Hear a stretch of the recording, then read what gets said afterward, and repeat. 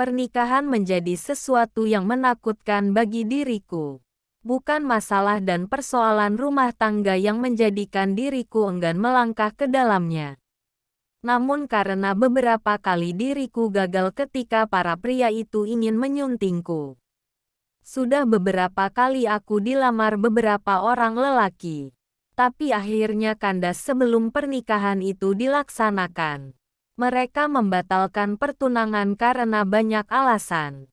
Ada yang tiba-tiba membatalkan pertunangan karena orang tuanya meninggal. Ada yang membatalkan pernikahan karena mendadak orang tuanya sakit-sakitan. Bahkan ada orang yang telah melamarku itu meninggal mendadak tanpa sakit dan sebab yang tidak bisa dijelaskan. Dia meninggal beberapa hari sebelum rencana pernikahan itu dilaksanakan. Kenyataan itu yang akhirnya membuatku tidak lagi berkeinginan untuk menikah. Aku sudah pasrah dan menerima keadaanku seperti ini. Mungkin Tuhan memang menghendaki aku untuk tidak berumah tangga. Atau takdir sudah ditetapkan untuk diriku sehingga aku menjadi wanita yang tidak diberi kesempatan berkeluarga. Tapi akhir-akhir ini batinku sedikit terusik. Karena beberapa minggu yang lalu ada orang yang ingin melamarku. Sudah berkali-kali Mas Sadewa datang ke rumah untuk meminangku. Mas Sadewa adalah menantu dari Tante Febri, sepupu jauh dari pihak ibuku.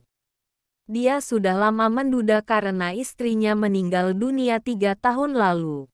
Putri Tante Febri meninggal karena menderita sakit yang sudah cukup lama. Sampai akhirnya Tuhan memanggilnya. Dari pernikahan Mas Sadewa dan putri dari Tante Febri mereka belum dikaruniai momongan. Sehingga Mas Sadewa berniat untuk menikah lagi. Demi menjaga silaturahmi dan mendapat keturunan dari keluarga yang dekat. Mas Sadewa bermaksud menikah lagi dengan wanita yang masih ada hubungan kekerabatan dengan almarhumah istrinya. Kemudian dia berniat untuk melamarku. Tapi kedua orang tuaku belum bisa memberi jawaban yang pasti. Karena kedua orang tuaku sudah tahu kalau diriku sudah tidak berkeinginan lagi untuk menikah. Jadi mereka tidak berani bertanya apalagi membujukku untuk berumah tangga. Sampai pada suatu sore ketika aku dan kedua orang tuaku duduk di ruang tengah. Ayahku mulai menanyakan tentang lamaran Mas Sadewa kepadaku. Apakah mau diterima atau harus ditolak? Ayah dan ibuku menyerahkan semua keputusan itu di tanganku. Karena yang akan menjalani semuanya adalah diriku sendiri. Di usiaku yang hampir 40 tahun aku merasa gamang untuk menerima lamaran itu. Di satu sisi aku ingin menjalani kehidupan normal seperti kebanyakan wanita-wanita lain. Tapi ada sesuatu yang membuat diriku menjadi amat takut untuk menerima lamaran itu. Apakah sesuatu yang amat aku takutkan itu bakal terjadi lagi? Sesuatu yang menjadi penghalang dan penyebab pernikahanku gagal. Namun sore itu harus memaksaku untuk segera memberikan jawaban dari tawaran kedua orang tuaku. Mereka tentu akan sungkan ketika Mas Sadewa datang ke rumah tapi ayah dan ibuku belum memberikan jawaban yang pasti. Tentang lamaran yang dia ajukan untukku. Aku menghela nafas panjang.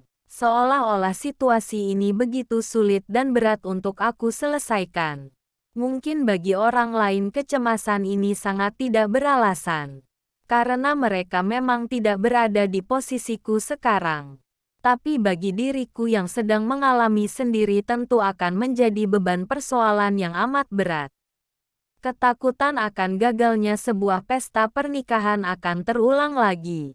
Begitu batinku selalu berucap. Namun jika pinangan ini tidak aku terima, tentu Mas Sadewa dan kedua orang tuaku akan kecewa.